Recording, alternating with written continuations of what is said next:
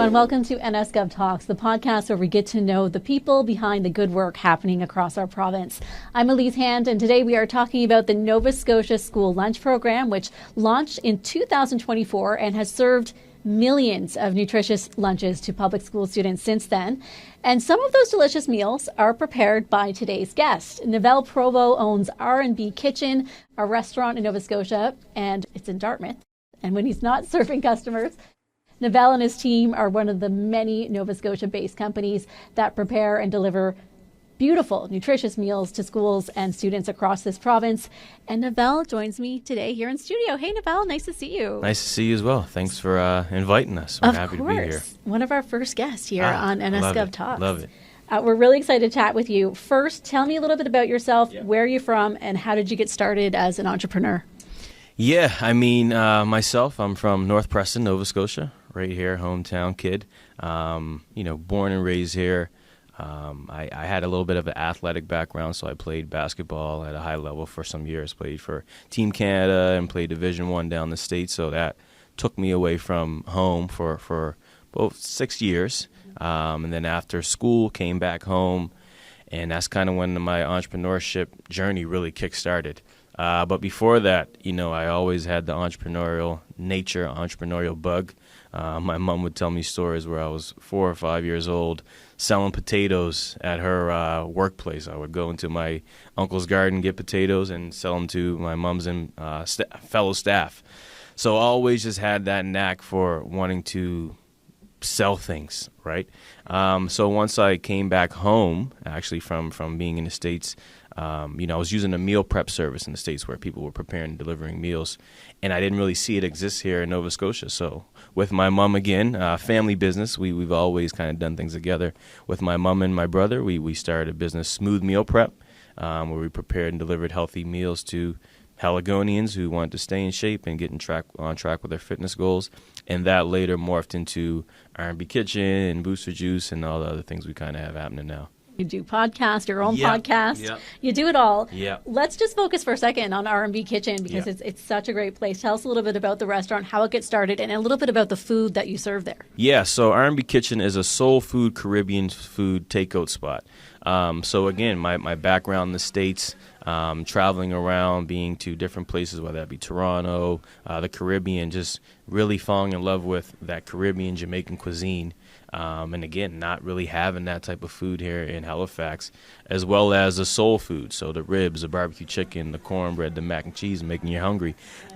But, wanting to bring that here was huge. And I have a love for that food, and I felt other people would love it as well. And it turns out they did. And a big part of us as well, outside of the food, is I think our involvement in the community and the jobs we create and the people that are in our workplace, really wanting to be a pillar for the community. And I think, we've been able to do that through food, and it's been a blessing. I want to talk about, your contribution to the local economy and how you're helping others with employment in a moment. Let's talk a little bit about the school lunch program. And it's a big one. I just said in the intro there, 2024 it launched here in Nova Scotia. It served millions of students. It's an interesting program in so many ways. We have so many Nova Scotians that are actually preparing these lunches. So how did you get involved in the school lunch program and becoming a provider? Yeah, so for us it was interesting. I think 2022, 2023, we're actually serving lunches to our schools nearby. So some parents, some teachers reached out from a few schools that were next to us and said, hey, could we get lunches on Thursdays? So instead of pizza lunch, they had R&B lunch on Thursdays. So that went well. And then the next year we were up to 4 or 5 schools. So then the following year is when the program was announced, and the teachers called us hey, this is happening next year. We need you guys to go through the process with the province, or I think at this time it was the school board, and be a certified vendor so you can actually be a part of the program. We didn't really know what. So, but anyway, we did it. We tried it out. We only did 2 schools. We're we can handle 2 schools every day. We want to take on some more. We put in for about 8 schools. We got those 8 schools, and we're now, that's what we're doing, right? So we kind of shut down our R&B Kitchen takeover for about 2 months just to make sure we can handle it all. Got some new equipment in, bulked up the staff, and here we are today. Yeah. Serving our students and delivering them really delicious lunches. But there's got to be a balance there between delicious and tasty. So delicious and nutritious is what I should say. All I'm thinking about is how great the food. How do you do that, Nevell? How do you have that balance for students of, there's a criteria there that it's got to be food that's nutritious, but also it needs to taste good. It's kids, right? So how do you find that balance? Yeah, it's definitely a balance. The province did a great job creating a menu that kind of covers all that ground, right? So, we're doing butter chickens, we're doing chicken shawarmas, we're doing picnic plates, but, instead of, we're using brown rice, we're using whole wheat pastas, we're using, less butters and all those things. So for us, and we've worked with the province as well and set some recommendations in. We now have barbecue chicken mac and cheese on the menu, and that's been a hit with a lot of kids. But that balance for us, you can make healthy food taste good. And, even for us at R&B Kitchen, what we do on a day-to-day, I say to people, it's not fast food. It's not prepackaged food. It's real food made with real ingredients, a lot of local ingredients. So, finding that balance, I think the spices we use, and really just, putting that love and care and being creative with the menu. And I think that creative menu has done well. It sounds like the barbecue chicken has been a hit. What are you hearing from students and from schools? What are they telling you about the meals that you've been providing? Yeah, so for us, we've been very visual with social media, with the lunch program, and we just like to share a lot of stuff we do. So some people thought we were doing all the meals across the province. We're like, no, we're not there yet. It's a lot of meals to serve. But we get a lot of feedback. So people will DM us, hey, my kid really loved this. My kid he never eats his vegetables, but for some reason he loves your vegetables. So a lot of that feedback we've been hearing. And yeah, again, there's a lot we're doing chowders, we're doing butter chickens, right? And a lot of these things where, kids aren't usually exposed to, but, the lunch program is cool where if I see my friend eating, I'm like, oh, well, maybe I should try it too. So we've been hearing a lot of that stuff, and it's just exciting and cool to see, and then for me, sometimes I'm out doing the delivery, so I come in and the kids are out playing, hey, it's a lunch guy, what's for lunch today, right? So they're excited, they love the variety, and yeah, it's been great feedback. Awesome.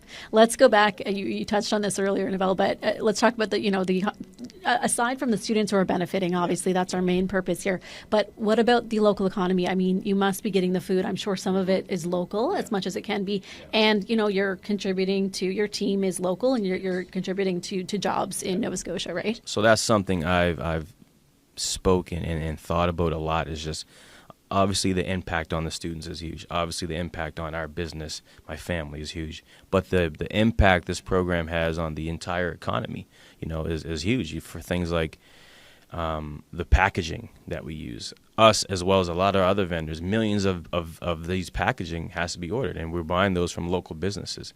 Our produce, we use a company called BM Produce, right? Small family business, but we're getting all of our produce, and he works with a lot of local farmers that he goes and sources our vegetables and our fruits for us locally and brings it to us every day, right? So BM Produce is a long list of companies that we partner with, local companies that we partner with, that our sales or our, we went from a small percentage of their sales to a large percentage, where maybe last year we might have been spending $10,000 with them to now some of our bills are up to $100,000 in the year, all going to a local business.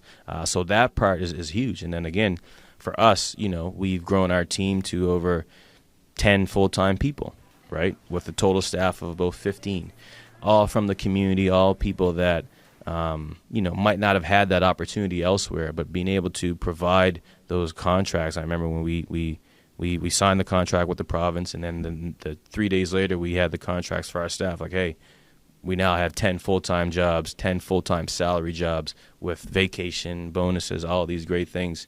And just to see that, I see the impact, and it's really life-changing for those individuals. So that's just us in our business. So along other vendors, I'm sure those same type of things are happening. You do so much, and running a small business is no easy feat, and you run several, and you have a podcast.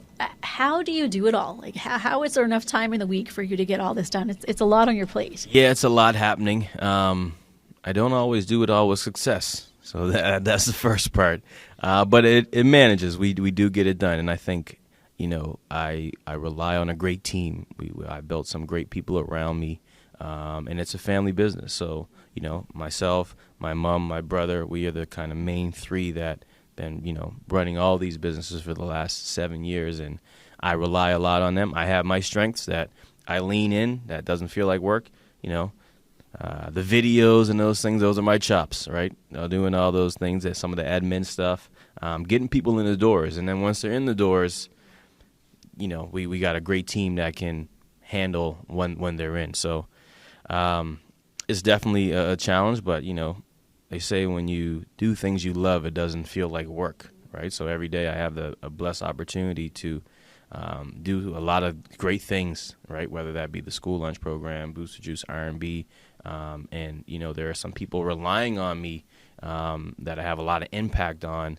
That also just wakes you up in the morning, like, hey, I got to get this done because I'm helping someone, right? So that's it for me. You have a community that I know follows you closely. We're going to have some young entrepreneurs listening and watching today, so especially kids in your community. What might be thinking about starting their own business. What do you want to say to them? It's not for the, what do they call it, the faint of heart? It's not for the faint of heart, but it's worth it, right? I heard something once. It's like, okay, entrepreneurs have the most impact in the world, right? When we look at, you might sometimes world leaders, yeah, they do have impact, but entrepreneurs can really have an impact. And we talked about some of that impact, the impact on the students, and to see some of the stats already, we're getting a response that students are more engaged, they're paying attention more, their test scores have went up, already happening in, a short amount of time just from having a meal. So that impact is a direct result of the work we do in our business. Some of the parts where the jobs we create and all those other things we mentioned. So again, I guess my advice would be entrepreneurship is a great path, right? To despite the money, the money. If you're coming in for the money, you might want to rethink it because it could take a long time, right? And if you're coming in, they say people leave their 9 to 5 to start their own business and then end up working 7 to 11. I've had many 7 to 11 shifts in the last little bit, but I just always carry the sentiment of, hey, just try it, right? A lot of the things we've done, it doesn't always seem possible. Jump off they call entrepreneurship, jumping off the cliff and building a plane on the way down, right? And that's what it feels like. And so you just got to take that leap of faith. What about values from your community or your own family history? You talk, this is a family business, yes, right? Yeah. So I think it's important to ask, how do those guide how you lead and run your business? Yeah, so North Preston, we are a place of love. Mm-hmm. We are a place, a God-fearing place, a place where we've always been welcoming, right? So growing up, my grandmother's house was door open, literally, and every Sunday we'd have Sunday dinner, and there'd be a different stranger that came in, might have came to church and then came and had dinner with us. Someone, might have been down on their luck and had a place to stay for a week or two, or sometimes months, literally. So those values weren't just my grandmother's house. That was a community value. Mm-hmm. And I think some of those values we carry into our business. We definitely do. When we tell our staff, when people come into our restaurant, we want them to feel like they're coming into our home. Mm-hmm. We want to give them that same welcome, that same grace. And even with some of the hiring and, when someone, hey, man, I need a job, I tell them, send me the resume. Oh, I don't have a resume.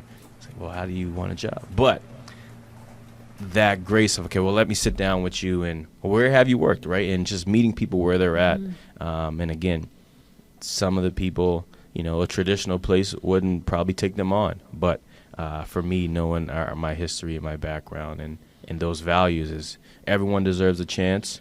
And our business has been a safe haven for a lot of people and giving them that chance. Love that. Love it. What is next for you and for your businesses? I haven't thought about that one in a while because we've been you've been too busy to think about it. Head down in the weeds. But the school lunch program has really touched some strings sentimentally as well as for our business. It's been great for our business. And I think it's something, we see this program continuing to grow, and we want to grow with it, right? Whether that be in Nova Scotia. I know there's other neighboring provinces that are, looking to take this on as well. But yeah, we see ourselves growing with this program, and right now we're doing about 1,000 to 1,500 meals, about 1,500 to 2,000 meals a day. A day? Yeah. Wow. Yeah. With those 8 schools. Yeah. We could see that number go up much higher. Are those schools in the Preston area? They are in the Cole Harbor, near the Preston. So some are in the Preston area, some are in just the Cole Harbor area, right? But yeah. Awesome. Yeah. I want to ask about, what kind of impact would you hope to see from the work when you think about 10, 15, 20 years from now? You're young, you've got lots of time here to think about this, but have you given some thought into what you want that legacy piece to be for you, Nevell? I have started to think about it a bit. In the past 4 or 5 years, there's been some community pillars that we've lost. Shout out to a family member, Big D, a guy like Pat Stay, and just seeing those people leave the earth in before their time, but the legacy that they left behind. And it's something I've thought about is, okay, how will I be remembered? Right, and I think ultimately I just want to be remembered as someone who loved everyone, someone who cared about his community, cared about other people, and yeah, as far as the legacy of myself and the business continue to grow, but she's even thinking about students, and thinking for them to know at 5 years old, at 6 to 7, that hey, R&B Kitchen serves our meals, and maybe we serve them for the next few years, and then they grow up 30, 40s, and like, hey, man, we remember that guy, we remember that business. Hopefully we're still around then. But I think, that legacy will continue to shape itself. Yeah, that's everything. Yeah. Where can we find you? Let's kind of end. We have a couple little quick rapid-fire questions for you before we do. Where can we find you? How can we, get in touch with you? How can we taste your amazing food? Yes, well, you can find us on Instagram and TikTok. And a lot of people on TikTok these days, you'd be surprised. I see some people like, hey, man, what's a guy like you doing on TikTok? But R&B Kitchen 902 on Instagram, R&B Kitchen on TikTok, Facebook, R&B Kitchen, so R and the and sign B. The other things are R, N as in Nancy, B as in Bob Kitchen. Cool. And we're at 760A Main Street in Dartmouth, right across from Atlantic Funeral Home, in between Noble Grape and Tasty Pizza, close to Gateway. That's what I got to start leading with, because everyone knows Gateway. Everyone knows Gateway. We're just up the street from Gateway, and we're open Monday to Saturday, 12 to 8 p.m. Come check us out. You got to try it. Yeah, oh my gosh, your fried chicken, your mac and cheese, your collard beans, everything is so good. Okay, can we do a few fun rapid fire questions? These are fun. Okay, music while you work. What's on your playlist right now? We got to have R&B first and foremost, but right now there's a good track by Kalani called Folded. It's a hit. The youngins love it. I love it. It's one of those timeless tracks. I think it'll be around 40 years. But Kalani, Folded, big song. Love it. Well, fave R&B artist all time, and maybe a local artist too. Okay, so fave R&B artist all time. We got to go back to the 90s, Donnell Jones. Perfect. Take it back on you. Got to go Usher. And then more new school for me, Trey Songz and Lloyd. I'm an R&B guy, so yeah. R&B that's why we named it R&B Kitchen. That makes sense. And local artists, shout out to Jordan, JRDN, a legend, R&B legend. Caleb Simmons, Mahalia. We got a lot of R&B talent here. I know. Renee Smith. Yes, Aquaculture. We got a lot of talent. You're right. Yeah. Love them all. We forgot a few, and we apologize. Yeah, exactly. But there's a long list there. Favorite meal from R&B Kitchen? Whoo! You asked me the tough ones. Favorite R&B Kitchen meal? I gotta go traditional classic oxtail, rice and peas with some jerk chicken. I haven't tried the oxtail, but I hear it's like a lot of people haven't tried it, but when they do try it, it's a great dish. It's a great dish. And lastly, if you could cook for anyone, past or present, so if they're alive or no longer with us, who would it be? Another good question. It's a tough one. And I would probably say, ouch. Nipsey Hussle. He was a rapper / entrepreneur, someone who was truly inspirational to me. Martin Luther King would be great to chat with him. What would you serve Martin Terry Luther Fox. King?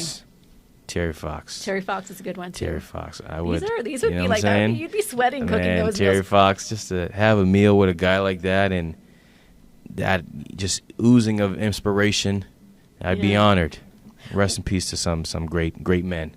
What would you serve to MLK? That's the big question. MLK, he's from Atlanta, so I'd probably have to go. Is he from Atlanta? Well, he lived in Atlanta. Yeah. I'd have to go, Southern style, some fried chicken, little collard greens. I'd give him the Soul Bowl. Yep. I would let Cornbread. MLK try the Soul Bowl and see what MLK has to say about the Soul Bowl. Hey, and you can try the Soul Bowl You could try too. the Soul Bowl too, because you're still here. We are. R&B Kitchen and Smooth Meal Prep. You'll see Nevell around town for sure. And you are such an awesome, fabulous leader in our community, Nevell. And it's been awesome to chat with you. Thank you so much for being Appreciate here. it. Thanks for having me. It's right. been great. It was a lot of fun. Yeah, that was It's like fun. you've done this before. Let's do it again sometime. I know, right? All right. Cheers. Cheers. It's water.